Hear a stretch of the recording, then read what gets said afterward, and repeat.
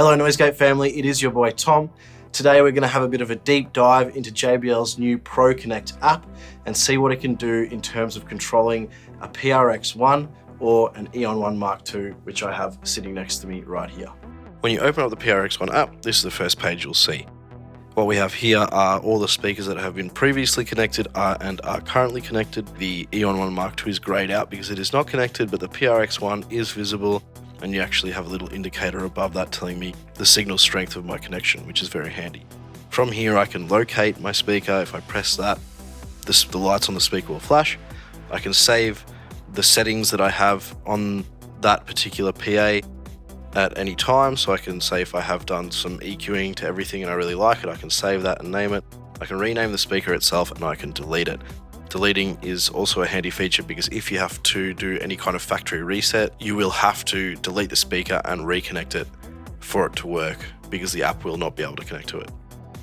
The main page though is the speakers page.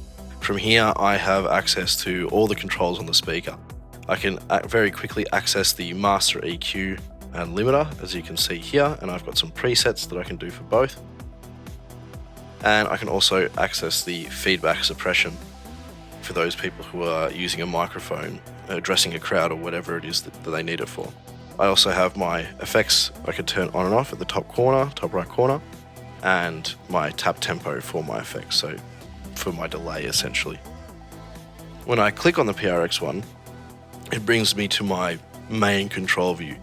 This view will differ depending on which speaker you're trying to control. The PRX One has more processing than the Eon One MkII or the Eon700s, so they will look different, but this is the screen for the PRX One.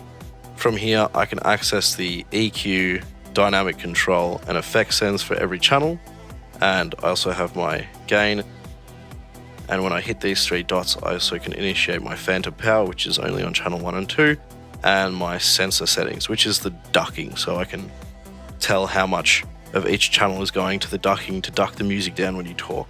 All this processing does have presets. If I go, say, to the dynamic control on channel 3, over here on my gate I have some presets, and on my compression I have presets as well, making it handy for those who aren't very familiar with compression or dynamic control, and the same goes for the EQ. After my channels I have my FX returns, and from here I can access my effects settings. Once again, for those who are a little new to this, you do have presets that you can easily access, and they'll change the parameters, and you also have your output for the sub-synth.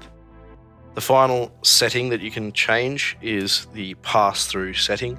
This is for the XLR out, so say if you're using a subwoofer, you can tell the PRX One, okay, only send 150 Hz and lower to the sub, and that way you're not sending unwanted information through your XLR out.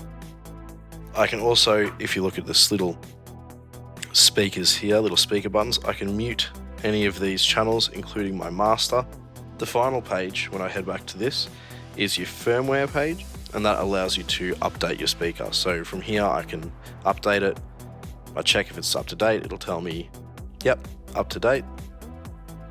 There you go. And then if I want to check the version of my app, I go to settings and I can see that there. So there you have it. As you've seen, JBL's PRXONE app gives you total control over the PRX One and the Eon One MkII, and I think it's one of the features that really sets it apart from the competition. The PRXONE app is available on both phones and tablets. Thanks for watching, and don't forget to smash that like button for me.